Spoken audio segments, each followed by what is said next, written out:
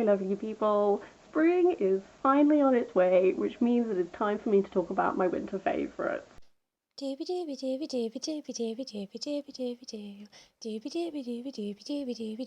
Sophie Vlogs.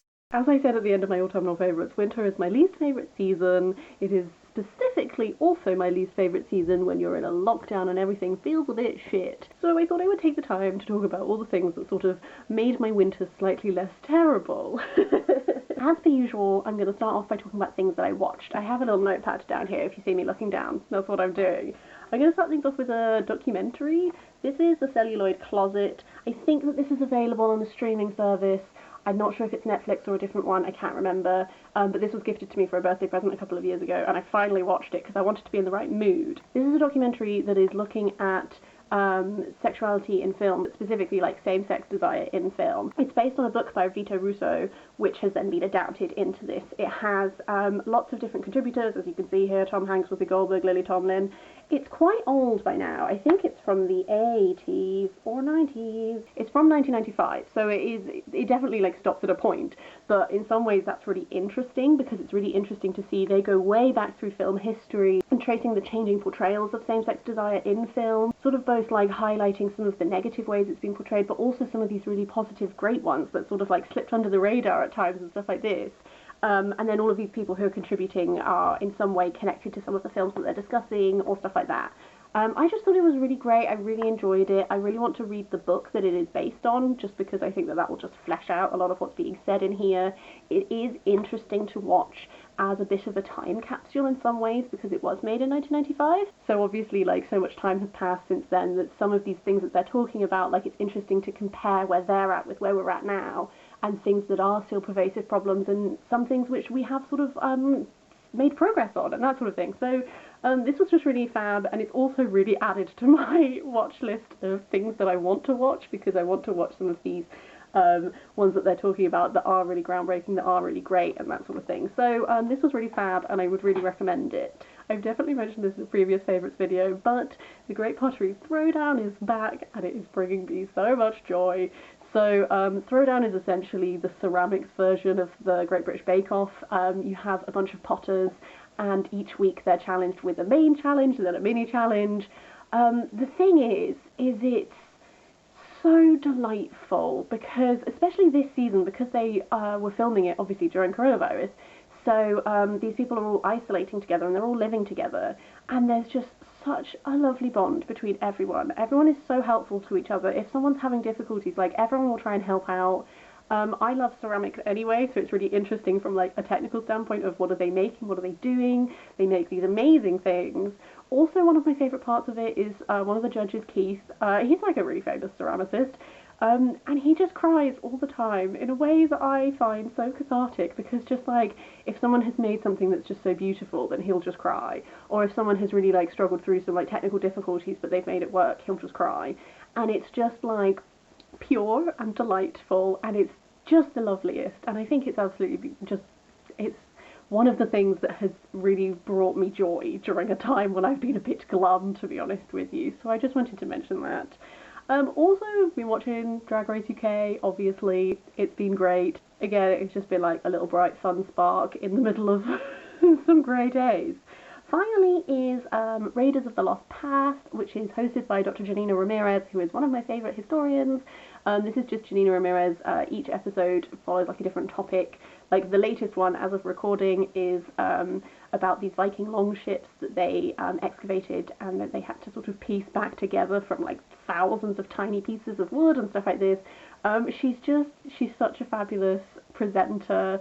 You can just really like feel her enthusiasm for all of the things that she's discussing, and I just think she's an absolute sweetie. You know, you have like dream dinner party guests. I feel like Nina would be one of mine because I just want to hear her talk about all things from history ever that she's enthused about. On to listening things. A lot of people have been loving sea shanties, and I love to see it.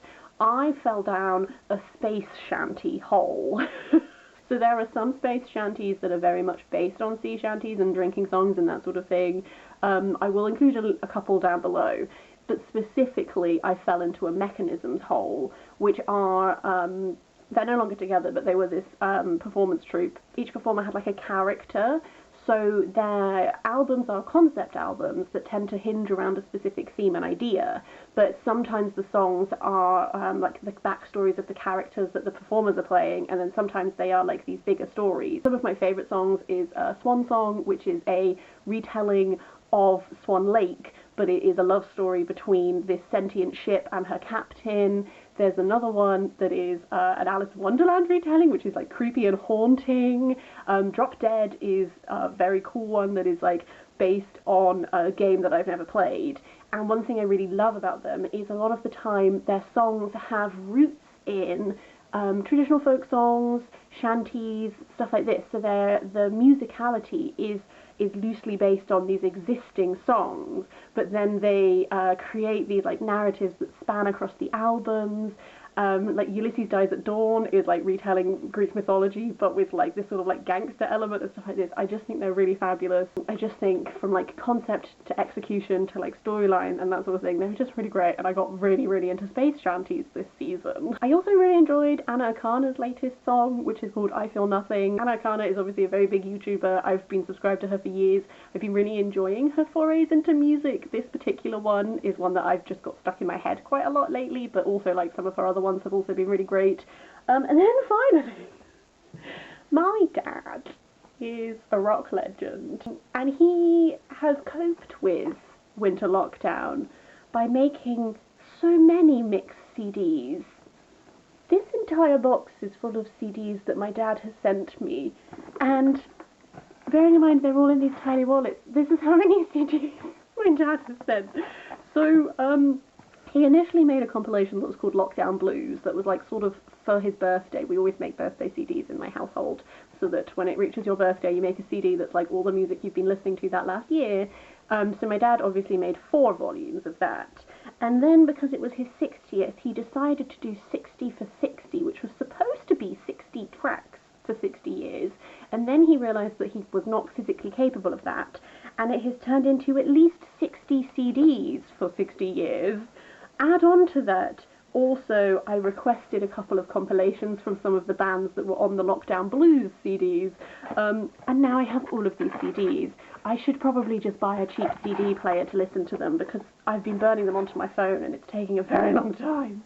I would like to just mention some highlights from these compilations. So, 69 Eyes are one that vocally remind me a bit of Sisters of Mercy, which I've been really enjoying.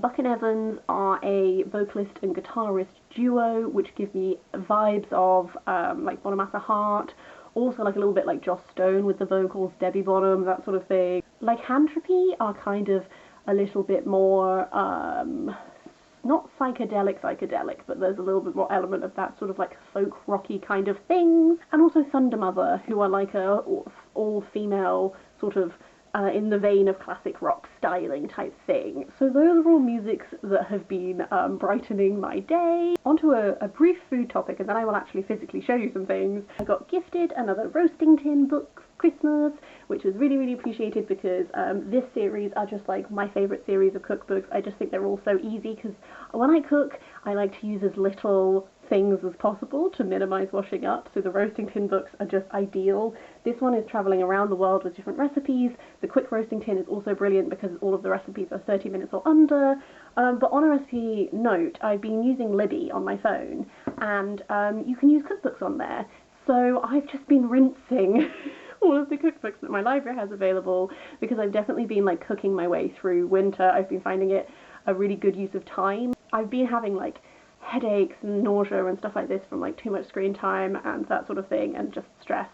So I've been trying to increase my screen-free activities, which means I'm reading like there's no tomorrow, and I'm also baking like there's no tomorrow. So I've made like focaccia, I've made so many recipes from the roasting tin books, I've made like cookies and brownies and all of these delightful things. And so that's one that's been like bringing me a lot of joy, and so being able to just take out books on the library app and screenshot a recipe that I want to make. I can return the cookbook, and then I make the recipe, and if I like it then I'll copy it out and I'll save it. If I don't really get on with it, then I'll just delete the screenshot.